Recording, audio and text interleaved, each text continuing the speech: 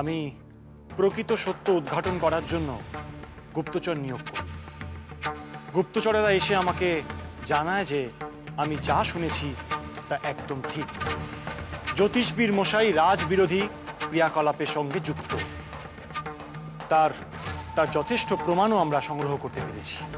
যখন তথ্য প্রমাণ সবকিছু তার বিরুদ্ধেই যাচ্ছে, তখন তাকে অপসারণ করাই উচিত হবে মহারাজ।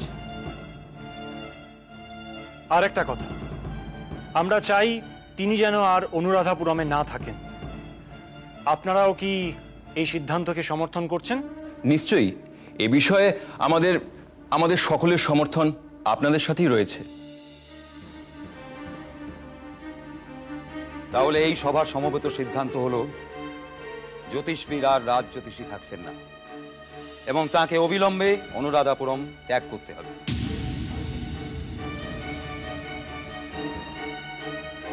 তোমাকে এভাবে দেখব আমি কোনোদিন কল্পনাও করিনি ভাই দাদা।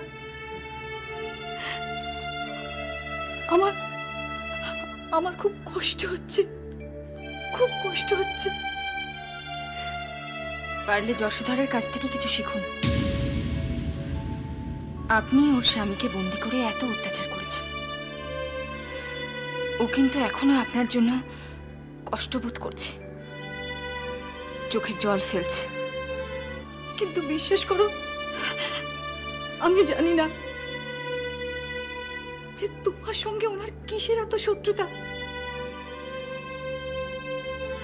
কেন তোমরা একে অপরকে সহ্য করতে পারো না? কেন এত ঘৃণা করো? তুমি নিশ্চিন্তে থাকো, আর কারোর কথা আমি বলতে পারছি না, তবে তোমার গর্ভস্থ সন্তানের কোনো ক্ষতি আমি হতে দেব না। শিশুরা তো ঈশ্বরের মতো, তার ক্ষতি আমি কিভাবে করব? সে তো মহাপাপ যশোধরা, মহাপাপ।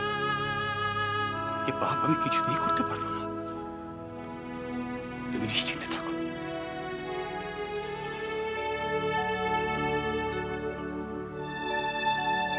এতক্ষণ আমরা যে বিষয়গুলি নিয়ে আলোচনা করলাম সেগুলো সম্পূর্ণভাবে রাজনৈতিক। এবার আমরা যার বিষয় আলোচনা করতে চলেছি তার সাথে রাজনীতির কোনো সম্পর্ক নেই।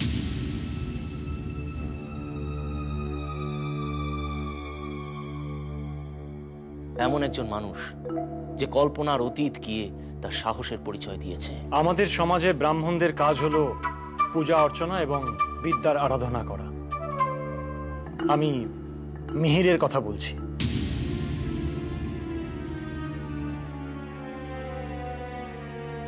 হ্যাঁ, সে মহারাজকে উদ্ধারের জন্য যা করেছে তা আমরা কোনোদিনও ভুলব না। আমরা জানি তারা হয়তো বিরোধিতা করবেন, কিন্তু প্রয়োজন হলে তাদেরও বোঝানো হবে। বুঝিয়ে কোনো ফল হবে না। একবার চেষ্টা করে দেখতে দোষ কোথায়? বেশ, তাহলে বিতর্ক সভার আয়োজন করা হোক, গণ্যমান্য ব্রাহ্মণদের ডাকা হোক। যদি তাদের মধ্যে থেকে 7 জন সবচেয়ে জ্ঞানী ব্রাহ্মণ তাদের মত দেন, সেক্ষেত্রে আমার কোনো আপত্তি নেই।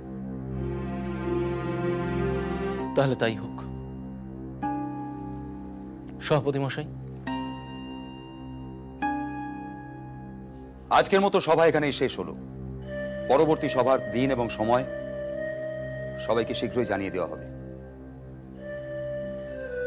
এমন একটা বিষয় আপনি গোপন রাখতে পারতেন না। গোপন রাখা যায় না মহারাজ, একদিন না একদিন লোকে জানতই। বরং সবাই জানতে পেরে ভালোই হয়েছে।